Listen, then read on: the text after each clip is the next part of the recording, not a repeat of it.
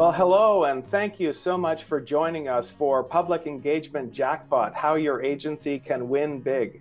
We are thrilled today to have Truckee Meadows Regional Planning Agency on the line to share their case study of how they have taken their public engagement really to the next level, have done so many wonderful things to improve their public engagement. We're thrilled to host them today. I also want to thank the American Planning Association and the National Coalition for Dialogue and Deliberation for co-sponsoring today's webinar. So let's begin. My name is Dave Biggs. I'm the Chief Engagement Officer here at MetroQuest, and I'm pleased to be your host today. I want to begin by just going very briefly through the agenda. I'm going to begin by talking about the 4 most common challenges that we hear from agencies with respect to public engagement for their planning processes. And then I'm going to introduce the Truckee Meadows RPA team who have done a fantastic job meeting these challenges with their public engagement, and they're going to share how they did that and the impact that it's making to their planning. And then I'm going to come back on the line and I'm going to talk across multiple case studies of the best practices that we see that Truckee Meadows RPA and many other teams are using across the country to provide really excellence in their public engagement for their planning projects.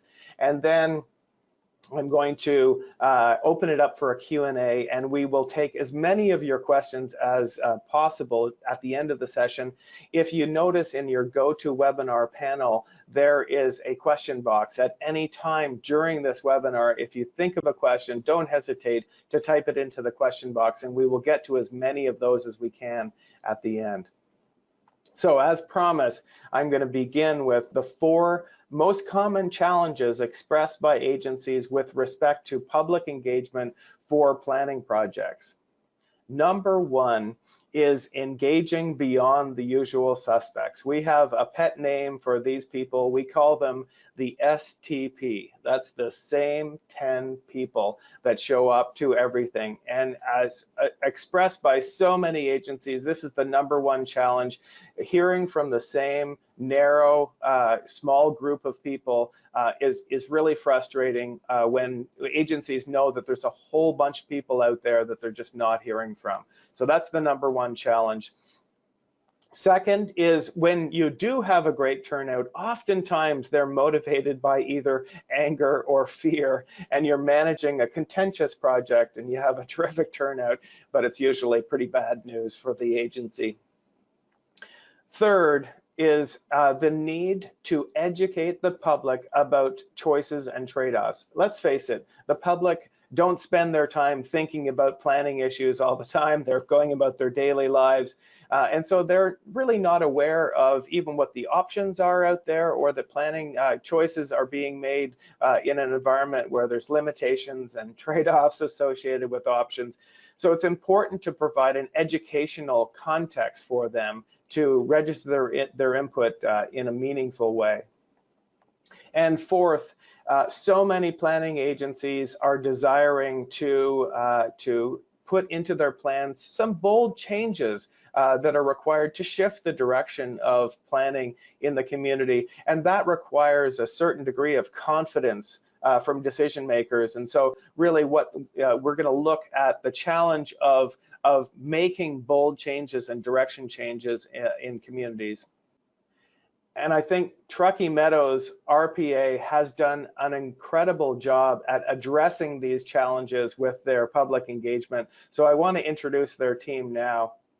I'm going to turn it over now to Jeremy Smith, who is the GIS coordinator at Truckee Meadows RPA, and Lauren Knox, who's a regional planner at Truckee Meadows RPA. So I'm going to turn it over to you.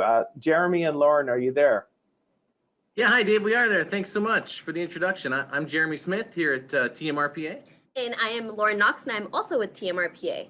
So we're actually going to start off with a quick video about the agency.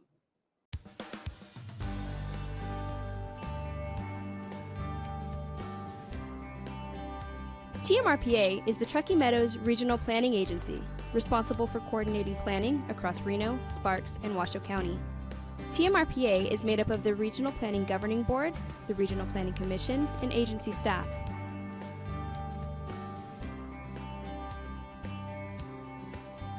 By promoting collaboration and addressing growth, the agency ensures efficient use of resources. To accomplish this, TMRPA develops and maintains the Truckee Meadows Regional Plan. The Regional Plan is built upon the agency's various technical analyses, for example, the Consensus Forecast, which is a 20-year look at population and employment growth. Here, the locations of population growth are shown in red and employment growth in yellow.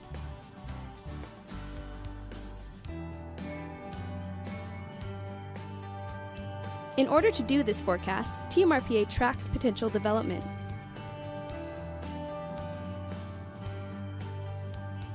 This flyover depicts areas mapped for future development. This allows for a comprehensive look at planned growth.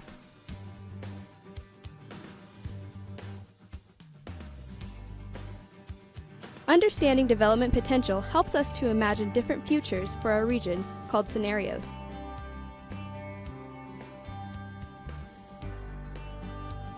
Here you can see a simulation of possible future development on currently vacant lots in Midtown and downtown Reno.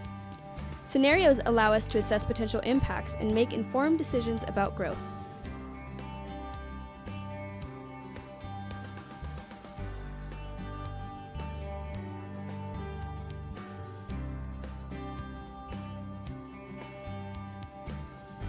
Visit plantruckeemeadows.org to get involved.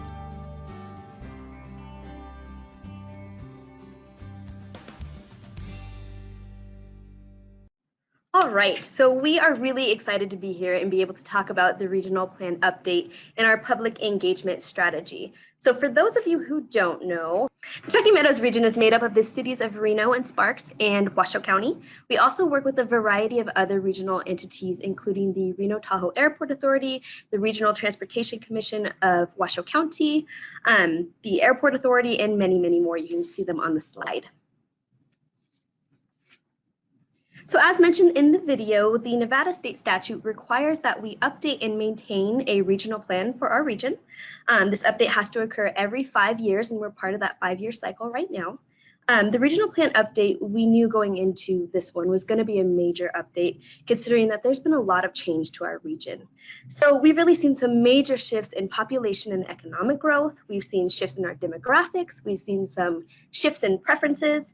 We had a strong influx of people moving into our region and some of our disparate communities becoming more connected due to this growth. So we recognize going into this process that we have a couple of challenges with regards to community engagement. First, there was a lot of work already done in our region in regards to visioning and values, which required a substantial amount of community engagement already. So we had the Reimagine Reno effort, which was an update to Reno's master plan, and that was a pretty big update. We also had the Ignite Sparks engagement, which was a major update to the City of Sparks comprehensive plan. The Regional Transportation Plan was also updated around this time. So we really have these major efforts, along with others in the region, that really help to provide us with some valuable insight and values into what the community wants. And we really use them as a baseline for understanding our values work. However, we were concerned about survey fatigue when it came to our effort, considering these efforts really garnered a lot of public engagement. Second, we knew a lot of resources in the region were already spent on public engagement, and we didn't want to be inefficient with limited government resources. We knew we had a small window from which we could engage the community on. We needed to really get the most bang for our buck. We needed the largest amount of engagement without being too cumbersome on the public to take another survey, and also not too cumbersome on our small agency in terms of staff resources. So that's what led us to utilizing the MetroQuest tool. We saw that it was kind of the biggest impact for the least amount of staff time on our side. We also tried another survey tool during this time, but it didn't really give us enough control. So through MetroQuest, we felt more empowered to be able to develop the content and look and really be able to analyze those results in-house. Also through this process, we learned that most feedback and community engagement participation is actually garnered through online engagement now and through surveys, and not as much through those large community events. So community events really take a lot of resources, they take a lot of preparation time. It takes time to find a location, do the advertising. It takes time on residents as well on their behalf, and they don't always necessarily have the time to attend those large community meetings. So we still did community events, but we didn't rely on them as the sole and largest engagement method for this effort.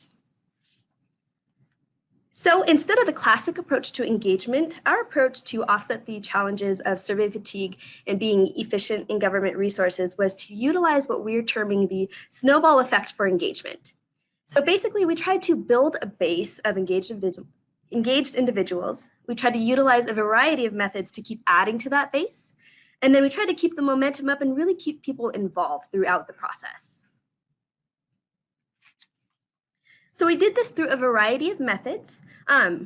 First, instead of hosting our own community events and meetings, we tried to tack ourselves on to other already scheduled public meetings and do short roadshow presentations, as we called them. So we did 42 roadshows and got to almost 1,200 faces. We also did a variety of public service announcements through local news and radio stations. We also had a variety of social media campaigns through Facebook, Twitter, Instagram, LinkedIn, anything we could really get our hands on there. We also distributed mailing inserts, particularly in our water bills. We advertised and had columns in the local newspapers. We handed out a variety of flyers. We also put some up at the university here, the University of Nevada, Reno. We kept in touch with our base through the use of newsletters and online newsletters, really getting out to that email list. We did a variety of video and radio segments. And then one thing that really made a huge impact for us was asking our partners in the region to push out our surveys and push out our event invites and our newsletters to their constituent bases. In fact, after almost every presentation or push by a regional partner, we really saw a strong uptake in the amount of survey respondents that we had. So we thought that that was a pretty effective approach. And what we aimed to do through the methods that I just mentioned was really drive people to our website. So at the plantruckeemeadows.org website, we were really trying to capture and grow our list of engaged people and build a constituent pool of respondents that we can turn to. This really became a portal for all of our work. On the website, we hosted a variety of materials, information, sign-up lists, and the survey links. We recognized that we needed to keep the name, the graphics, everything kind of looking the same so people can find a recognizable, oh, that's the update effort, that's where I'm headed to. We knew we had to have something also catchy, and we needed to capture people initially and then keep them involved and keep them wanting to be involved with this process. And we actually based this method off of the concept of opt-in in the Portland Metro. This is really an incredibly effective and successful program in the Portland area that they use to engage their citizens with and have the ability to constantly and consistently check in with a constituent base. Everything we did, again, was really to drive people to the website and ultimately to our surveys. So as with the website, through the surveys, we knew we had to capture people again initially and then keep them captivated throughout the survey so that they would finish the survey. For our first survey, we really tried to get to issues identifications with the public. We found that the MetroQuest tool for us really provided us an easy way to get at priorities. It also allowed us the opportunity to embed some educational pieces throughout the survey. We were able to basically describe and provide information about what it means to plan regionally for certain things, for example, infrastructure or for housing. For us, it was really important too that the tool was engaging and attractive because we didn't want people to lose it and not take it right off the bat. The tool for us allowed us to also talk about trade-offs, which is really important to us.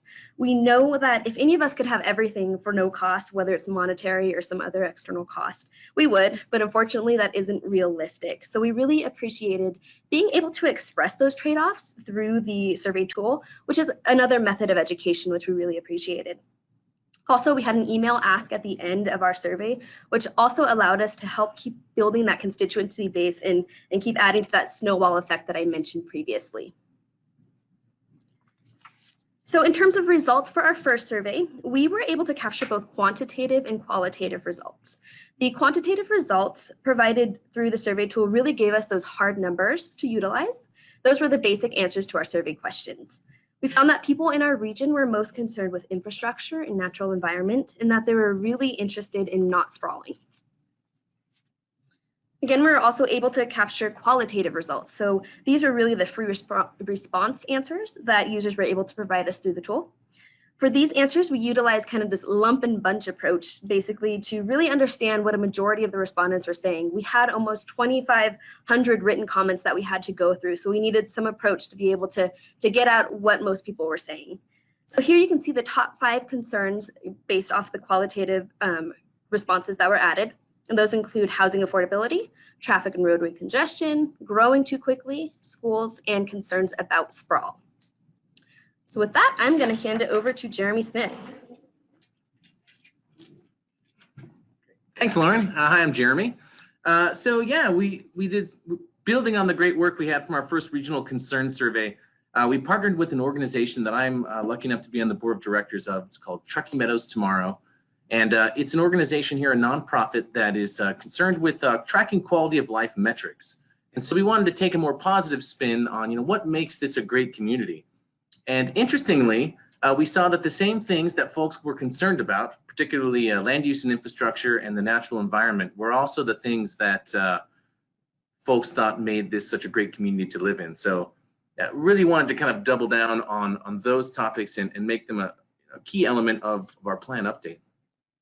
We also asked about some of the special events that go on here. We are kind of a tourist area, and so we wanted to find out about some of that, as well as outdoor recreation. That's definitely a sort of a big draw to this region. And we've had a lot of new industry moving into the region. You probably heard about Tesla locating their gigafactory nearby. So we wanted to see what we could use in terms of MetroQuest and really the picture tools that are very great and fun to play with as a survey respondent to get at what folks were thinking about that. So after doing those 2 surveys, we really kind of we're trying to line up what kind of are the regional concerns. And we also obviously have to deal with our elected and appointed boards, the Regional Planning Commission and Regional Planning Governing Board. And on this slide, you can see here, anything that's in white really is showing where our bosses and the community are really lining up on what they think is concerning, as we go forward as a region, as we grow. And so we wanted to figure out a way that we could sort of understand how growing different ways might lead to some of these eventualities.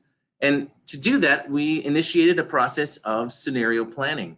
What you can see here is a picture of our region, kind of stylized, but you can tell that it's very topographic, and we are kind of hemmed into one kind of major basin and then a couple of other basins to the north. The black line you can see there, the thick black line, that's our Truckee Meadows services area. And that's the area within which we expect to be able to provide municipal services in a 20-year time frame. And you can kind of see the colored hexagons there indicating where we've sort of built more intensely than other places in that area. But what we found through our research is that we've got something like 40 to 50 years of housing capacity already approved, either through a planned unit development or a tentative map or even just straight zoning within that Truckee Meadows service area. So there are many different possibilities of how we could grow into the future, and we wanted to test some of those and see what differential impacts we might see growing one way versus another, since we have a 20-year plan horizon. So we came up with 4 unique scenarios. Really, the first 2 played off of a supportive study we did, a housing study back in 2016. The scenarios are really kind of going from business as usual to trying to really do something very different. And so scenario 1, historical or classic, is trying to mimic the past 20 years in terms of what kind of products we built and where in the community did we build them. Then the McCarran scenario was our first attempt to kind of say, what if we get a little bit denser? What if we force about 25% of that new development we're anticipating into our McCarran ring, which is a ring road you'll see in some of the maps I'll show in a sec, that really is centered in town and around our downtown areas. And so that was a modest shift, really, we were thinking. And then for scenarios 3 and 4, we decided to really put our planner hats on and attempt to turn the dials and see if we tried to really transform things, what that might look like and what some of the impacts might be. So scenario 3, we're calling Smart Greenfield. Here we really tried to key in on where we have infrastructure and trying to optimize the use of those investments and even looking at denser developments sort of towards the edge of our community, where typically we would see more of a suburban sprawl type of development. And then for scenario 4 was a very classic infill focused, push as much as we can into established neighborhoods and into our mixed use areas to try to build those walkable communities that folks are starting to really enjoy.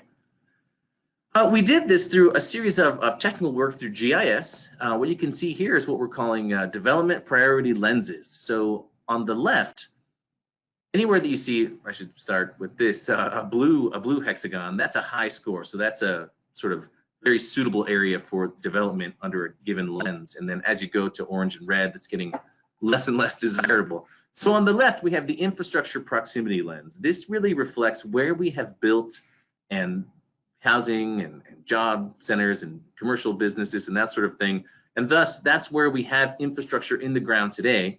And so you can see that sort of blue pattern really is our development form as it stands right now, where we have some of that trunk infrastructure. So that drove the smart greenfield scenario, such that we would look for those sort of density opportunities even towards the edges of the community. And then to the right, that's the live, work, play lens. And that's where we're really trying to say, okay, where do we have transit? Where do we have jobs? Where do we have multifamily? Where can someone live, get on a bus, travel to their job, and then also get out to their job, take a trail, go take a hike into the mountains, that kind of thing. So really trying to focus to the interior. And I think you can see, especially on the right, it's pretty obvious there's a bit of a ring road there. That's our McCarran Ring Road. Okay, so in order to pull this off, to create these scenarios, we had to understand that potential I was talking about in terms of we've got about 40 to 50 years of residential potential. Well, there are 4 ways we really got at that. By far, the most potential exists on vacant land, obviously. And obviously, vacant land has many different zoning categories. It can support different densities. And so we obviously looked at that too. But we went further. We dug into a concept called underutilized land.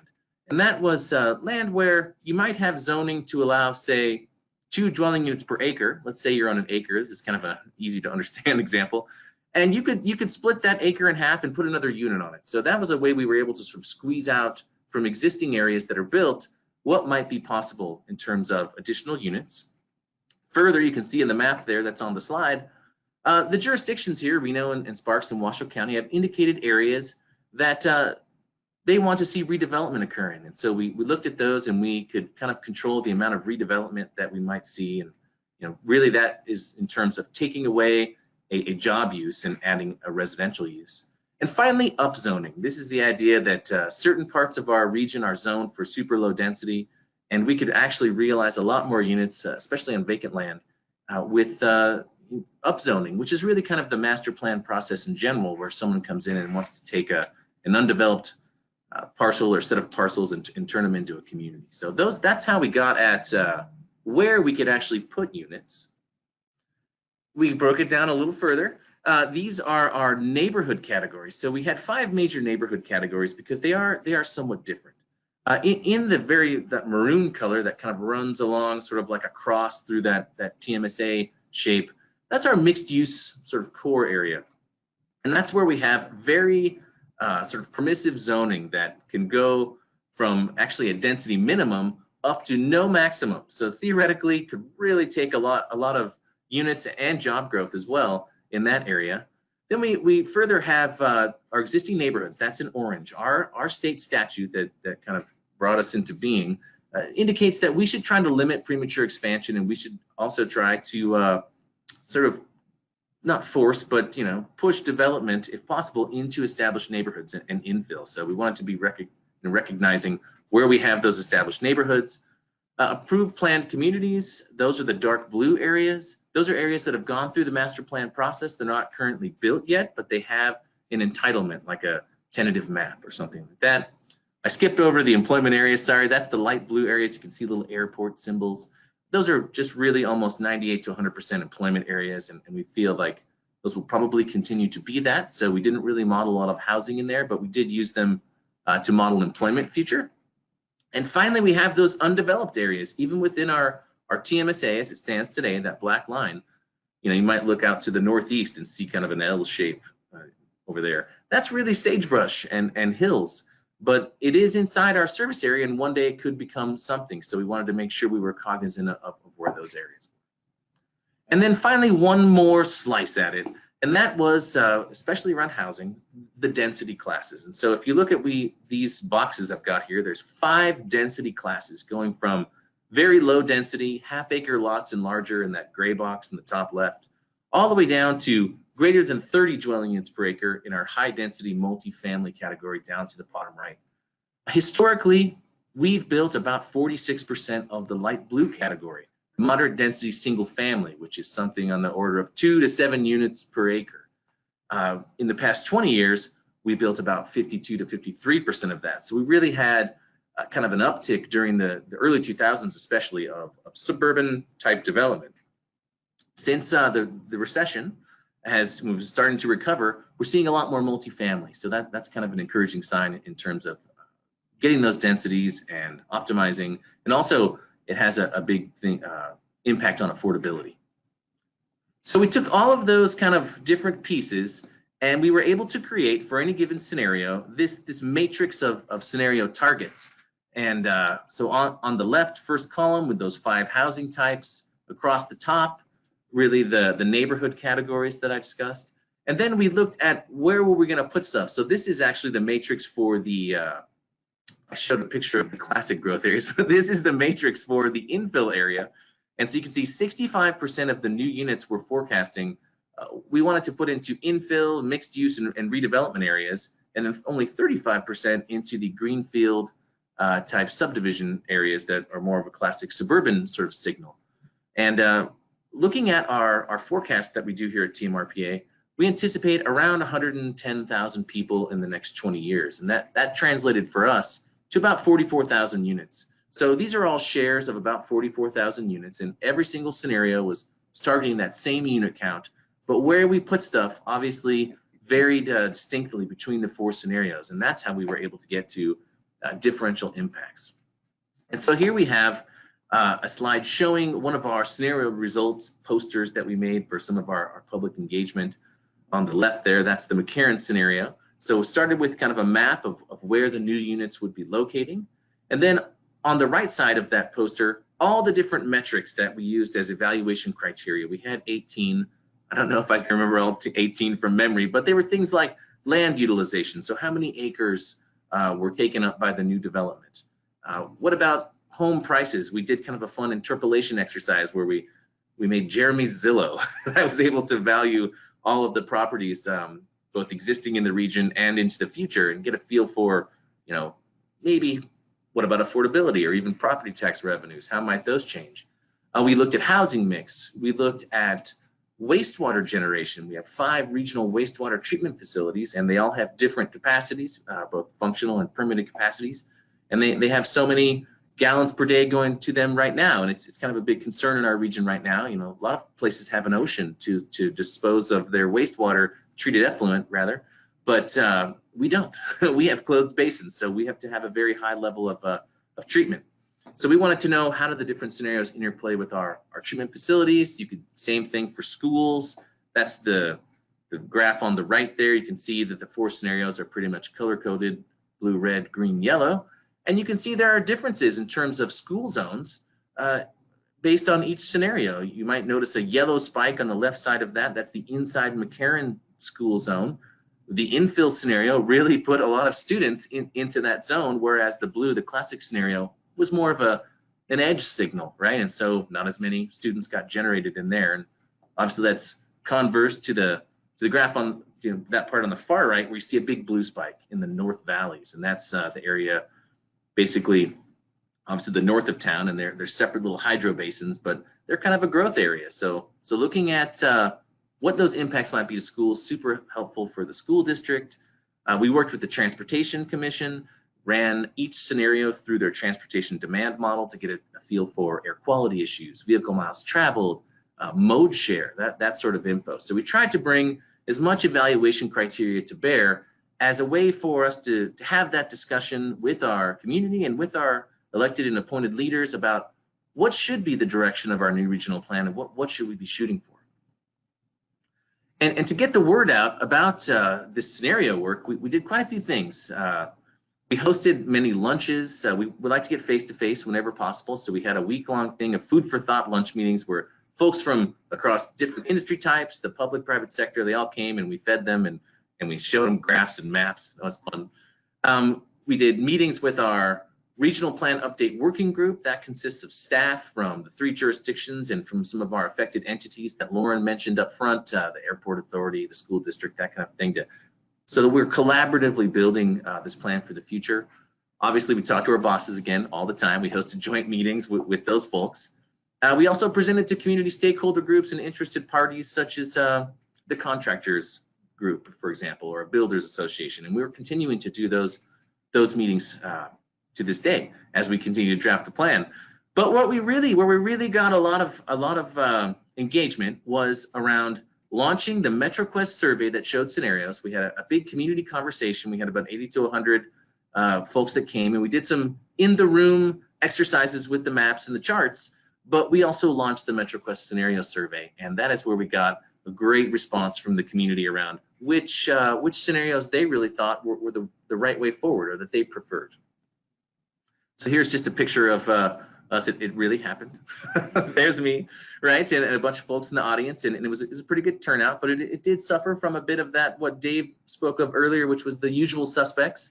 So we were really excited to get the digital out, as Lauren mentioned, that this is really kind of the way things seem to be going, and this is where we've been getting our biggest responses is through the survey work. 5 screens per any sort of MetroQuest survey we've done. What was really interesting is on this one, we took the second screen and we made it completely educational. We didn't ask any questions at all. We just wanted, it's called Scenarios Intro there on the right. We just wanted to educate people that were taking the survey on what each scenario really was designed to do. And then we said, hey, rank some priorities and then actually take a look at the scenarios on a map and give us your take on which one you really prefer. And I've got to say that a couple things about this survey. One person from the water community who works for a private water consulting company said it was the best survey she'd ever taken. So that was kind of a neat thing to hear. And also, you know, when I saw, when Chris Archer who at MetroQuest first kind of approached us and we were working this out to get this tool, I knew that one day we would get to use this scenario tool. So I was very excited that we actually got to implement it here and it was such a success. And, you know, Dave's going to talk a little bit more specifically about how we utilize the screens coming up. So what were the results of the survey? Well, there was a very clear signal that the infill survey was the preferred scenario. You can see on the right there, the yellow star, 4.1 out of 5 stars. People really ranked infill, and you can also see that classic, the way we have been doing business, really wasn't the preferred scenario. Some folks like it, but definitely the clear loser in terms of star rating. And on the left, we can see priorities. So these are the priorities we asked about in the survey. And the top priority really was land conservation. So that really kind of ties in with infill, housing choice, followed by roads and transit, optimizing infrastructure, and finally the idea of a work, live, play kind of community. So those were the results we got, and that really helped us to go forward in terms of drafting the new regional plan that we're engaged in right now. We have a draft of policies out there right now that are under review by local jurisdiction staff, by our electeds, by our appointed officials. And you can kind of see here the pyramid of how we got to drafting the plan. I talked a little bit about the scenario planning aspect. Lauren talked to some degree about the engagement around policy. We did a bunch of supportive and foundational work to get there. And where we are right now is we're trying to get that plan finished and get it adopted. So with that, I think I'd like to turn it back over to Dave to kind of take us further in how we can use this. Great. Well, thank you so much, Jeremy and Lauren. And folks online, you can see why we're so interested in sharing their case study today. They've just done so many things well. I want to honor their request to show some of their sites. But first, what I'd like to do is talk about best practices.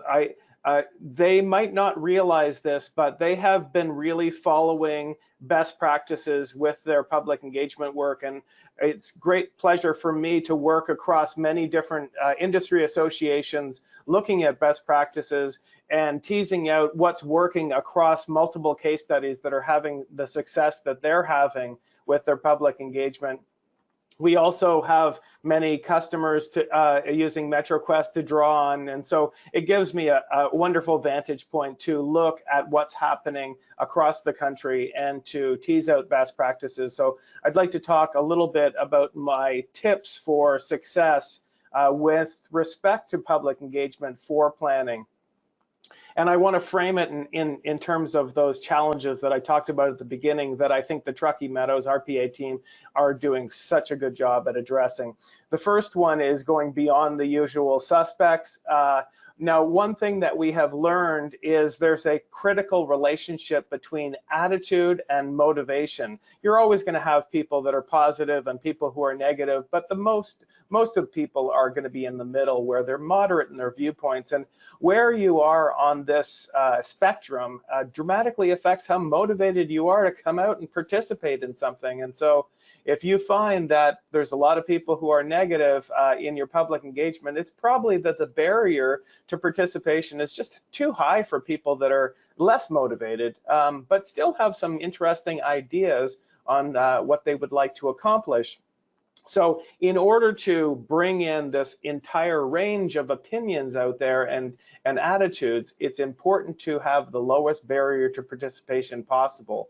And one of the most important factors is to respect the fact that people are walking around with devices and they have some time on their hands, and it's a perfect opportunity to take a little bit of their time to get their input. And we have found that supporting different types of devices is so critical. And with so many small screens out there, it's absolutely critical that whatever survey tool that you choose is absolutely delightful to use on mobile, because we have found at MetroQuest anyways, that over 50% of participants are likely to be using mobile devices to access your survey. So make sure it's really optimized for that device.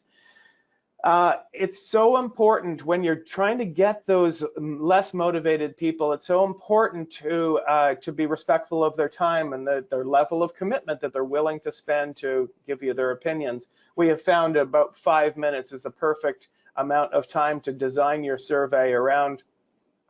It's also important and related to the time is if you use visuals as opposed to text-based communication, things go much quicker and it's much more fun for people to do. And you can get much richer information out of people by looking at visual examples. It's so important, as the Truckee Meadows RPA team has done, is to really monitor who you're hearing from and maybe who you're missing. And so you can adjust your promotional strategies and your partnerships with different organizations to bring in more voices that are maybe underrepresented at your first few weeks of your online engagement with your surveys, and then to use techniques like they described to going to where people already are, and particularly targeting, using this costly and labor-intensive boots on the ground effort very efficiently to target underrepresented groups, so that you're getting a lot of people online and you're targeting some missing segments with your face-to-face activities.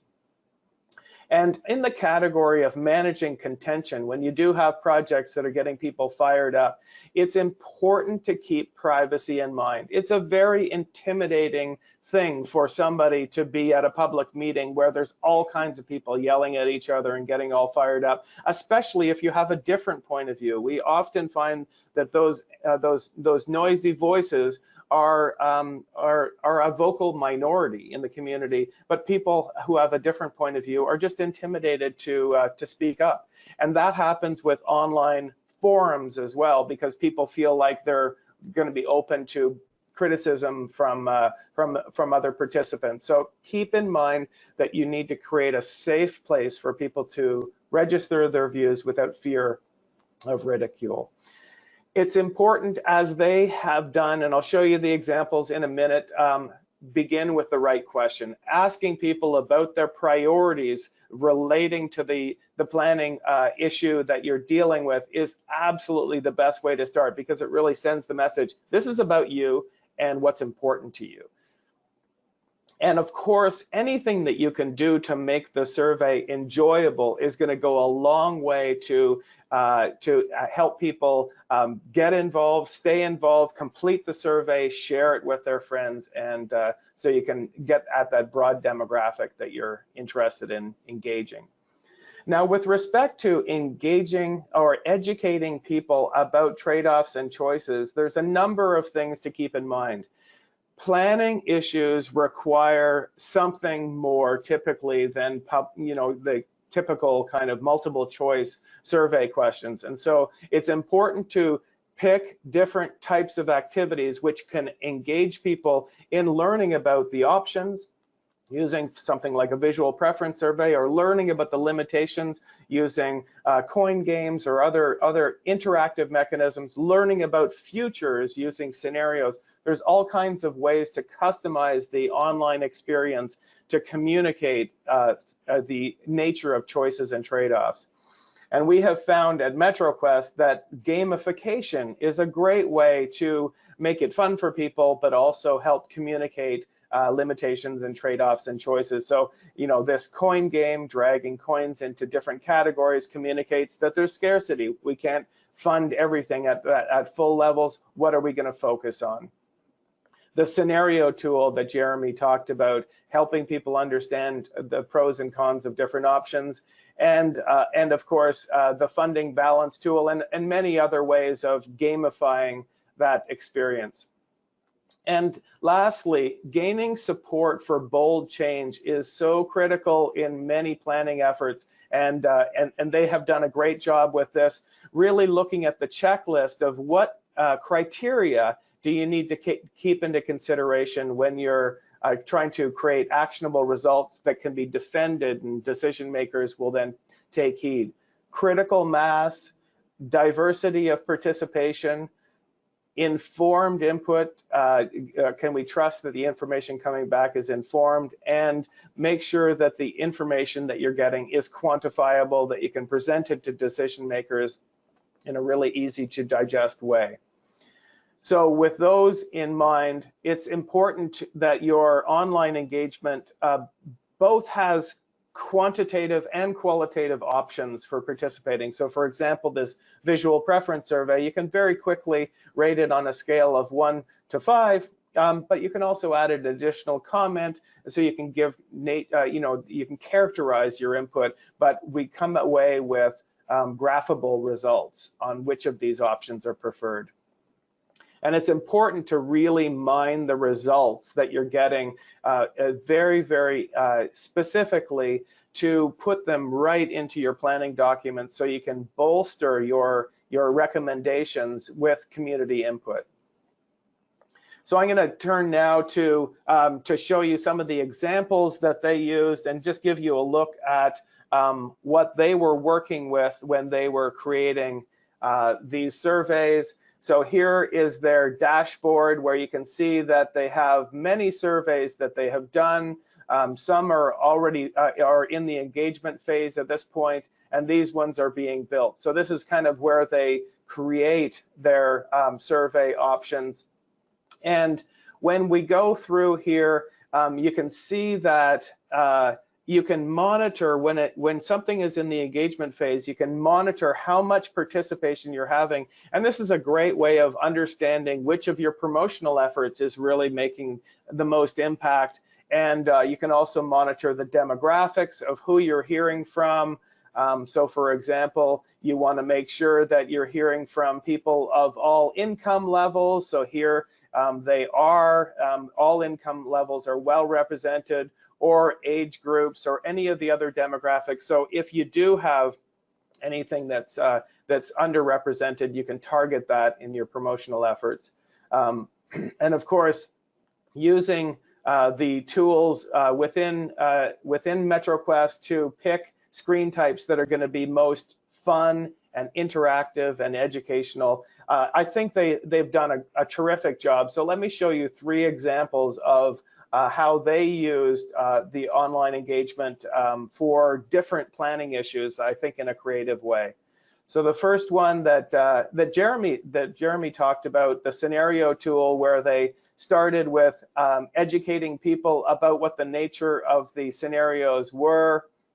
And then they asked the all-important question, what is most important to you? So you can rank your top priorities here. And it helps people understand that we do need to make priority choices in planning. And then we can go in and look at the performance of these different scenarios based on your own top priorities. So here you can see the scenario, you can zoom and pan and look at a legend and so forth. And so you can really get in and understand it. And this becomes a really fun and interactive screen that I think was very popular with people, so they can understand how each of these different options affected their top priorities, which ones involved trade-offs, which ones were better performing on their top priorities, so you can be sure that the information coming in is informed. And of course, the last screen asks people a few questions about their demographics so you can understand who you're hearing from. And we have had a great deal of success in getting people to answer these faithfully. So that helps you understand who you're engaging and maybe who you're missing so you can adjust along the way. Just some other snippets of how they use MetroQuest that I think were particularly great. This one was a wonderful visual preference screen, and I thought this was just a terrific way of helping people weigh in on planning issues that they normally do not think about. So what types of housing do you prefer and why, and so forth. You know, these are issues that are critical to put into a visual preference survey. And this last one that I'll show very briefly, I love this screen and the way they use the trade-off screen in MetroQuest in this particular case. This is just so informative. People don't think about these trade-offs that planners are dealing with, and this puts it right in front of them. How should we go? Should we grow out or should we grow up? And it helps people understand that we have options there and there's trade-offs and benefits associated with each. In terms of housing, do we want to favor housing with more land but less access to services, or less land and more access to services? This is a really clear way of communicating an important choice that people are facing. And so you can just weigh in on these things and really learn a great deal about the trade-offs and have your input just all in a couple of minutes. So I think with that, I just wanted to give you a window into how cleverly, I think, that they have selected how to use these tools to get out into the community and make it fun and informative. And with that, I'd like to spend as much time as we can on the Q&A, but first, because this was an educational webinar, maybe there was things that you were looking for today that we did not cover. So I would like to invite you to answer this poll question. So if you're multitasking, please come back to your computer and let us know what information you would like in addition to this. So what are you curious about in terms of improving your public engagement? Would you like to learn more about any features of MetroQuest that you might not have seen, or you're looking to figure out if it works for you? Would you like more information about pricing for a MetroQuest subscription? Would you like feedback on your approaches for public engagement, or would you like an online engagement case study to be sent? So let us know, and I'll give you a few more seconds to answer this question. All right, thank you very much for that. So with that, I will let you know that in the follow-up, we will be sending you a recording of this webinar. We'll also send you the slides that were shown, and we will send you a link to this guidebook, which is very, I think, helpful for teams interested in dramatically increasing their public engagement responses in terms of promotional strategies that we've seen work very well. So we'll send that to you as well, because we know that's an important criteria that you're looking to fulfill. And with that, I'm going to open it up for questions. So again, if you do have any questions, don't hesitate to type them into the question box, and we'll get to as many of these as we can. And of course, any ones that we can't, as well as the information that you requested in the poll, we will get back in touch with you as quickly as possible. There are, I must say, many people on the line, so please be patient with that follow-up, but we'll get back to you as quickly as possible. Over to you, Jeremy and Lauren. This is directed towards you. To the point about survey fatigue, did you encounter duplication in the partner pushes component of your outreach? If so, how did you deal with that? And I've noticed that the participation in your survey seems to be going up. So presumably partner fatigue is not something that's plaguing you. So how did you deal with that with partners potentially sharing the links and the information, maybe with the same people? So with that specifically, what we really tried to do through the partner pushes was, again, still drive people to the website specifically. So even if someone was on the same list, they would end up going to the website and saying, oh, maybe I already took that survey, or I've already seen this information, and they could exit out of the whole thing. But we also would constantly try to update the information on the website and the survey information that was available, or the results that we were getting, or the newest newsletter, or anything that we were working on. So we kept trying to constantly update the website. So say someone had already seen something there because they received a push from one entity, and then a couple days later they received a push from another. We hope to have information there for them that was new that they were able to see. So that's how we tried to deal with people constantly coming back, almost a revolving door of people. Right. Well, I mean, that kind of continued engagement is what you want. So keeping the information fresh, and I know that you've launched many different MetroQuest surveys, and so you always have something that you're engaging people on. So once you get people used to that style of engagement and enjoying it, it's good to kind of keep them engaged by refreshing the information. Yeah. Terrific. Another question for you folks: how did the survey and engagement work inform policy or policy crafting? So what difference did it make essentially to the outcome?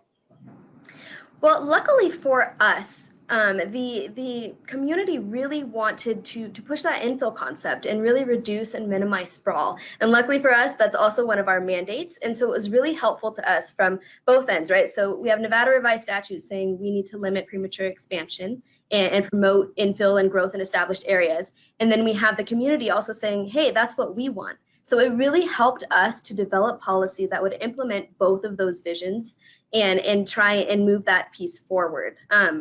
Yeah, we developed a section of the new plan that's currently being drafted, and we created a map. We have a first tier, a tier 1, where we want to sort of, I guess, relax the sort of regulatory review process, because we already know that we've been building in that area, infrastructure exists, and we're working to try to really understand capacities and where we have really nice, good areas that we know we could support growth right away.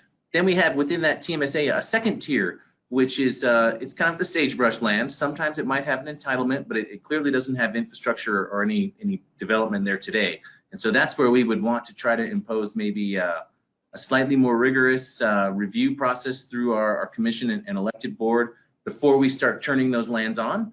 And then finally, outside of our Truckee Meadows service area, there's still development that happens in the rural area, but it happens at a very low density. And so we're trying to obviously kind of cap that proliferation of growth outside the TMSA and keep it low density. And one other thing that we found, so from that first survey, we found people were most concerned with infrastructure and with our natural environment. And so we actually have, as part of our policies, we have kind of these 2 work plan items that we plan to work on once we get this plan update adopted. And that's a natural resources plan for the region, and also a public infrastructure and investment plan to really start to look at those infrastructure pieces on the region as a whole. So we utilize that information, and we're trying to move forward with those. And those are efforts that we don't believe that we're like sort of dictating top down how that should work necessarily, but we play a big facilitation and coordination role to bring all the players in the region together, because they're actually the ones that implement these things. So we're really looking to just get the right minds in the room and create that future. Right. Well, that's a great attitude, and I'm sure your partners really appreciate that that partnership mentality, and I think it's been working very well for you. So closely related to that, here's another question about that. So the TMRPA surveys have been a great tool for identifying stakeholder preferences. The region is now developing policy to implement those concepts, and this person is curious how your agency is communicating the results of the survey during the policy-making process, and how are you making that connection for people? Yeah, so when we were developing the policies, at least the draft version we have out now, one of the big components going into the changes that were made to policies or which policies were created were based off of issues identification and based off of the survey work. So we utilized that information to draft policies, and when we were presenting this information out to the public, whether it's to the Regional Planning Commission or to the Regional Planning Governing Board, we often tried to pull in those engagement pieces throughout the presentation and say, hey, look, we're talking about this concept over here, and it's backed by this survey result or the community's feelings about XYZ. So we really tried to constantly tie in the engagement and survey responses or engagement responses to the direct policy creation that we did. And further, from December 5th on, we did that big presentation, and so all of those results that we had at that time were put on that Plan Truckee Meadows website, so folks could go there and see that information. Right now, we're actually working on a neat tool through GIS. It's called a Story Map, where you'll be able to zoom in and out, turn imagery on and off, that kind of thing, and see the different scenarios, and then also see the different graphs change in terms of the evaluation criteria as you go through scenarios. So that's something we're actively working on now and hope to have available hopefully this month. Very cool, and I can tell, Jeremy, that you're excited about that. I am very excited. Yeah, I'm kind of a mapping geek. All right, we have time for one more question. I apologize for people that asked questions that we weren't able to get to. As I said, we will get to as many of those as we can, as quickly as we can in the follow-up from this webinar. But one last question for you. So following on that, what's next? And now, once you've finished the update with respect to MetroQuest and online surveys, is there a role going forward as you move into the implementation process? I think yes. I think Lauren mentioned the concept of opt-in, and obviously we have a work plan. I mean, the work is never really done, right? There's sort of these milestones or fence posts along the way, but you keep going. So I think, you know, as we develop the natural environment planning aspect a little bit deeper, and also as we dig in on infrastructure, there'll be ample opportunities to use this survey tool to check in with our constituency and try to keep them interested so we don't lose the big gains that we've made so far in the update process. Yeah, we also, we have this idea that we want to have an annual regional report basically on how well we're implementing the plan and providing some information, some data. And so that information in that report may indicate that we need to make some policy changes. And so to be able to constantly check back in is going to be really helpful for us to make sure we're still on track. That's terrific. Well, Lauren and Jeremy, thank you so much for preparing and delivering this webinar today. Really appreciate the work that you're doing and the spirit that you're bringing to your public engagement. And I'm just thrilled to see the policy changes that you've managed to support with this community conversation, and really hearing from a broader range of stakeholders to navigate this course change for for Truckee Meadows area is just so inspiring. And, you know, frankly, it's the reason I get out of bed, is to see planning agencies able to have this dialogue with the public and navigate these complex and daring, bold course changes in a way that is actually better meeting the needs of the public and stakeholders that maybe were hiding from us in the past or not really present at our public meetings. So congratulations and thank you for making my day with the case study. Really appreciate that. Thanks for having us. We are definitely excited, and that's why we get out of bed in the morning too. Thank you very much for the opportunity. It's been great to share. That's terrific. And I want to thank again the American Planning Association and the National Coalition for Dialogue and Deliberation for co-sponsoring today's webinar. For those of you who are AICP members, there's the link. We will, you don't need to scratch it down. We will send you the link in the follow-up material so you can just click it and claim your credits for that. Thank you so much to all of the people that were online. Really appreciate your time. And we will follow up with all of you as quickly as possible with any other information that you've requested. There will be a survey launched at the end as soon as we close the webinar. So if there's any other information that you would be interested in receiving, please let us know. There's an open-ended question there where you can type in anything you'd like. Thank you very much for joining us, folks, and thanks again to Jeremy and Lauren. Take care. Thanks. Bye-bye.